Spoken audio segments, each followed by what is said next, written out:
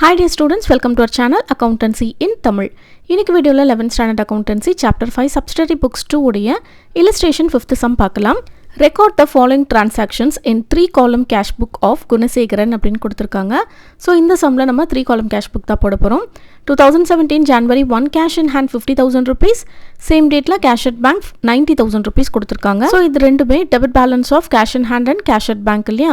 So debit sideல எழுதிக்கணும். First pattern correct போட்டுக்கலாம். In the books of Gunasegaran 3 column cash book னு போட்டுக்கோங்க. Date, receipts, RN. LF amountல 3 columns வரணும். Discount allowed, cash, bank. இதே மாதிரி credit sideல date, particulars, VN, LF, amountல discount received, cash, bank. Rupees போட மறக்காதீங்க and debtor creditorரும் மறக்காம போட்டுருங்க. First dateல 2017 January 1 ன்னு போட்டு to balance brought down. Cash columnல 50,000 rupees போட்டுக்கோங்க and bank columnல 90,000 rupees போட்டுக்கோங்க. Next January 2 goods sold on credit to Rohini கொடுத்திருக்காங்க. So credit sales வந்து நம்ம cash bookல enter பண்ணக்கூடாது. Next January 5 check received from Rohini in full settlement and deposited into bank அப்படினு கொடுத்திருக்காங்க. So Rohini கிட்ட இருந்து check receive ஆயிருக்கு.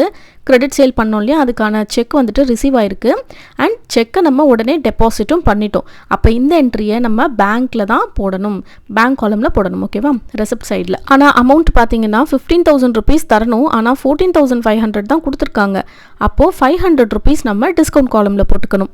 dateல 5 போட்டுக்கோங்க. to Rohini account discount allowed columnல 500 rupees போட்டுக்கோங்க and bankல 14,500 rupees போட்டுக்கோங்க. next January 6 cash deposited into bank through cash deposit machine 18,000 rupees சொல்லிருக்காங்க. இந்த டிரான்சாக்ஷன்ல கேஷும் இருக்கு பேங்க்கும் இருக்கு.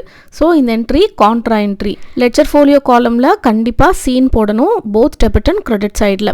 இப்போ கேஷ் வந்து நம்ம பேங்க்ல டெபாசிட் பண்றோம்னா அதுக்கான ஜேர்னல் என்ட்ரி எப்படி இருக்கும்? Bank account டெப்டார் to cash account அப்படி தானே இருக்கும். ஸோ என்ட்ரி வந்துட்டு நீங்க பை பேங்க் அக்கவுண்ட்னு பேமெண்ட் சைடில் போடணும், டு கேஷ் அக்கவுண்ட்னு receipt சைடில் போடணும். டேட்ல 2017 January 6 பேமெண்ட் சைடில் போடுங்க. பை பேங்க் அக்கவுண்ட்னு போட்டு கேஷ்ல 18,000 rupees போட்டுக்கோங்க. ஏன்னா பேங்க்குக்கு தான் நம்ம பே பண்ணியிருக்கோம் கேஷ் மோட்ல 18,000 rupees. நெக்ஸ்ட் ரெசிப்ட் சைடில் பாருங்க. டேட்ல 6 போட்டு டு கேஷ் அக்கவுண்ட்னு போட்டு பேங்க் காலம்ல 18,000 rupees போட்டுக்கோங்க. ஏன்னா பேங்க்குக்கு தான் ரிசீவ் ஆகுது இல்லையா அமௌண்ட், அதனால ரெசிப்ட் சைடில் போட்டிருக்கோம். லெஜர் ஃபோலியோல இந்த மாதிரி சி அப்படின்னு போட மறக்கக்கூடாது. இதுதான் கான்ட்ரா என்ட்ரியோடைய சைன். ஸோ சி வந்து போட மறக்கக்கூடாது. Next January 7 goods sold to Sridhar for 12,000 rupees. He made the payment of 11,800 by debit card in full settlement by availing a cash discount of 200 rupees அப்படின்னு சொல்லியிருக்காங்க. அதாவது நம்ம ஸ்ரீதருக்கு கூட்ஸ் வந்து sale பண்ணியிருக்கோம், 12,000 rupeesக்கு sale பண்ணியிருக்கோம். ஆனால் அவர் வந்துட்டு டெபிட் கார்டில் நமக்கு பே பண்ணியிருக்காங்க, 11,800 rupees பே பண்ணியிருக்காங்க ஸ்ரீதர், 200 rupees டிஸ்கவுண்ட் எடுத்திருக்காங்க. ஸோ நம்ம தான் ஸ்ரீதருக்கு டிஸ்கவுண்ட் கொடுத்துருக்கோம். டேட்டில் 7 போட்டு டு சேல்ஸ் அக்கௌண்ட்னு போட்டு டிஸ்கவுண்ட் அலவுட்ல 200 rupees போட்டுக்கோங்க. பேங்க்ல 11,800 பிகாஸ் டெபிட் கார்டில் தான் பே பண்ணாங்க இல்லையா, ஸோ நம்மளுக்கு பேங்க்ல தான் வரும் அமௌண்ட். January 10 மணி withdrawn from bank for office use 2,000 rupees கொடுத்துருக்காங்க. ஆஃபீஸ் யூஸ்க்காக பேங்க்ல இருந்து அமௌண்ட் எடுத்திருக்காங்க. ஸோ தட் பிஸ்னஸ்குள்ளே தான் கேஷ் வந்து என்டர் ஆக போகுது.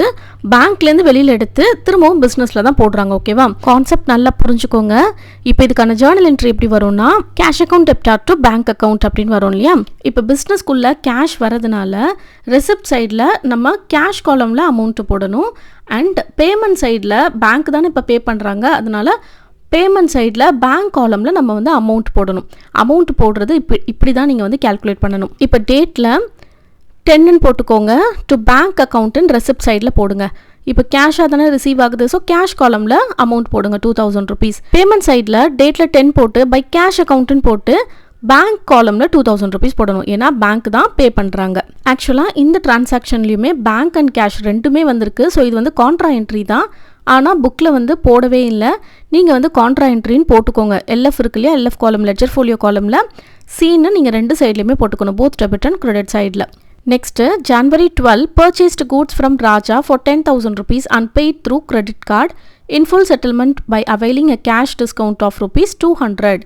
So ராஜா கிட்ட நம்ம purchase பண்ணியிருக்கோம், 10,000 rupeesக்கு purchase பண்ணியிருக்கோம், ஆனால் 9,800 rupees தான் pay பண்ணியிருக்கோம். அப்போ 200 rupees ராஜா நமக்கு டிஸ்கவுண்ட் கொடுத்துருக்காங்க. அப்போ அது டிஸ்கவுண்ட் ரிசீவ்டு. நம்ம பர்ச்சேஸ் பண்ணியிருந்தோம்னா பேமெண்ட் சைட் போடணும் இல்லையா? டேட்டில் 12 போட்டுக்கோங்க. பை பர்ச்சேஸ் அக்கௌண்ட் டிஸ்கவுண்ட் ரிசீவ்டில் 200 ருபீஸ், பேங்க்கில் 9800 ருபீஸ். பேமெண்ட் கிரெடிட் கார்டு மூலியமாக பண்ணதுனால நம்ம பேங்க் காலமில் போடணும். Next 14 Nadiya who owed money made the payment through NEFT அப்படின்னு கொடுத்துருக்காங்க 18,000 ருபீஸ். owed money அப்படின்னா கடன் வாங்கியிருந்தாங்கன்னு அர்த்தம். ஸோ நதியா வந்துட்டு நம்மக்கிட்ட வாங்கின கடனை இப்போ நமக்கு திரும்ப கொடுக்குறாங்க. ஓகேவா?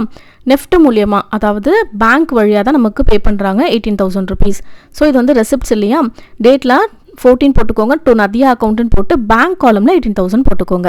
Next January 27 cheque of Rohini dishonoured அப்படின்னு கொடுத்துருக்காங்க. அதாவது January 5 அன்னைக்கு ரோஹிணி நமக்கு செக் கொடுத்துருந்தாங்க இல்லையா, அந்த செக் வந்து இப்போ டிஸானர் ஆகிடுச்சு. அதாவது ரோஹிணி கொடுத்த செக் வந்து பவுன்ஸ் ஆகிடுச்சுன்னு சொல்லலாம். அப்படி இல்லைனா நம்ம அந்த செக்கை கொண்டு போய் பேங்க்கில் கொடுக்கும்போது நம்மளுக்கு அமௌண்ட்டு தரணும் இல்லையா பேங்க் சைட்லேருந்து. மேபி அவங்க அக்கௌண்ட்டில் பணம் இல்லாமல் இருந்திருக்கலாம், ஏதோ ஒரு காரணத்துக்காக டிஸானர் ஆகிடுச்சு. இப்போ January 5 அப்போ செக்கு ரிசீவ் பண்ணணுன்றதுக்காக நம்ம ஒரு என்ட்ரி போட்டிருப்போம் இல்லையா, பேங்க் காலமில் நம்ம அமௌண்ட் வந்து போட்டு என்ட்ரி போட்டிருப்போம். இப்போ அதை வந்து அப்படியே ரிவர்ஸ் பண்ணிவிட வேண்டியதான்.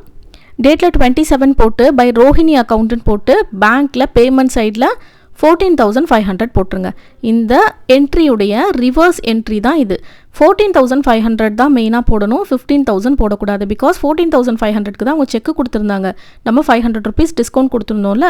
ஸோ 14,500 தான் நீங்கள் பேமெண்ட் சைடில் பேங்க் காலமில் போடணும். கிளியராக புரிஞ்சிருக்கும்னு நினைக்கிறேன். இப்போ பேங்க் காலமில் இருக்கிற எல்லா அமௌண்ட்டையும் ஆட் பண்ணுங்கள். ரெசிப்ட் சைடில் 1,52,300 ருபீஸ் வருது. இப்போ பேமெண்ட் சைடில் இருக்கிற பேங்க் காலம் ஃபிகர்ஸ் எல்லாத்தையும் ஆட் பண்ணி இந்த 1,52,300ல் மைனஸ் பண்ணிங்கன்னா 1,26,000 வரும். இதே மாதிரி கேஷ் காலம்லேயும் நம்ம பண்ணிக்கலாம். 52,000 வருது ரெசிப்ட்ஸில், அண்ட் அதுலேருந்து 18,000 மைனஸ் பண்ணோன்னா 34,000 வரும். இதுதான் carry down. Next discount received காலமில் 200 ருபீஸ் இருக்குது, டிஸ்கவுண்ட் அலவுட் காலமில் 700 ருபீஸ் இருக்குது. டோட்டலில் போட்டாச்சு.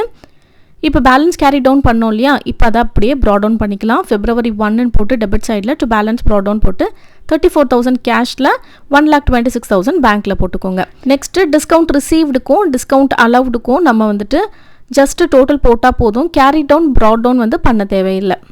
இந்த சம் உங்கள் எல்லாருக்குமே கிளியராக புரிஞ்சிருக்கும்னு நினைக்கிறேன். இந்த சம்மில் உங்களுக்கு ஏதாவது டவுட்ஸ் இருந்ததுன்னா கண்டிப்பாக கமெண்ட் செக்ஷனில் கேளுங்க.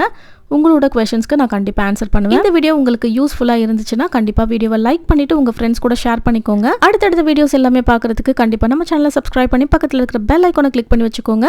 அப்போ தான் நான் போடக்கூடிய வீடியோஸ் எல்லாமே நோட்டிஃபிகேஷனில் வரும். தேங்க்ஸ் ஃபார் வாட்சிங்.